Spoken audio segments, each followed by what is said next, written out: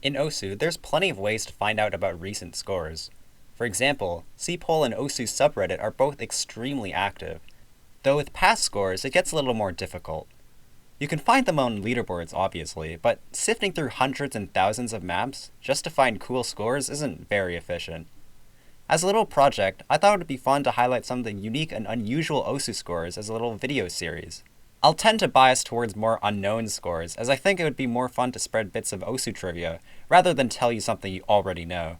Hopefully by the end of each video, you'll learn to appreciate these scores the same way I do. It's basically impossible to mention overlooked scores and not have WubWoofWolf come to mind. With his mountain of old map scores, there's bound to be at least a handful of underrated ones. WubWoofWolf's Tiger Yamato HDDT SS is especially interesting to me, because the map is a 2007 accuracy challenge. A kind of accuracy challenge that you won't find in maps today. This sort of map has thankfully been left in 2007, but they can still be extremely challenging if you just approach the map the right way. Because ideas of what made a map good were quite literally getting invented in 2007, the standards for ranking your own map were extremely relaxed. Not to say the standards were literally non-existent. Even by 2007 standards, this was an absolutely awful map. First of all, despite one constant BPM, there's a few sections where the circles are completely unsnapped. Okay, well, scratch that, because playing through, it feels like everything is unsnapped. It's a real challenge to find what rhythms these circles are following, if any rhythm at all.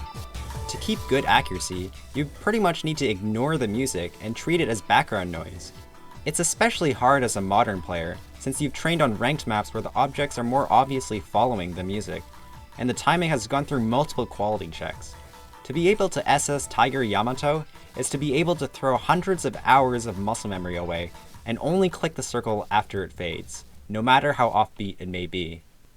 Nowadays, when timing in a ranked map is a little iffy, mappers tend to lower the OD or use sliders, which have a much larger 300 window than circles.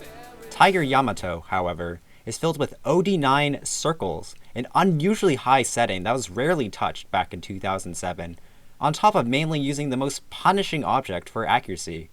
This was obviously very frustrating for players back then and now, who've bombed the map's ratings so hard it's currently the lowest rated pre-2010 map of all time. Side note, but you may notice Tiger Yamato feels like a complete joke of a song. So much so that Bimani, when DMCAing every song of theirs on OSU, just completely skipped it over multiple times.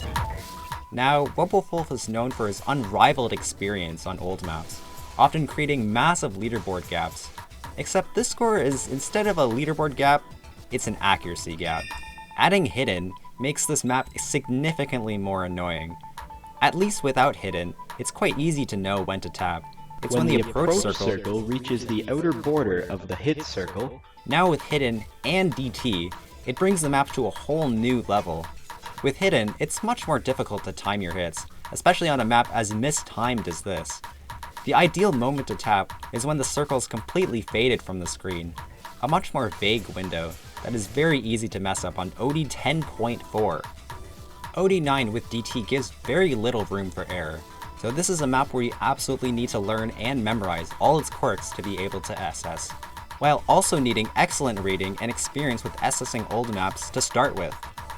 Before I show the replay, I just want to mention he took 2 hours to grind for this SS, and I hope you can see why.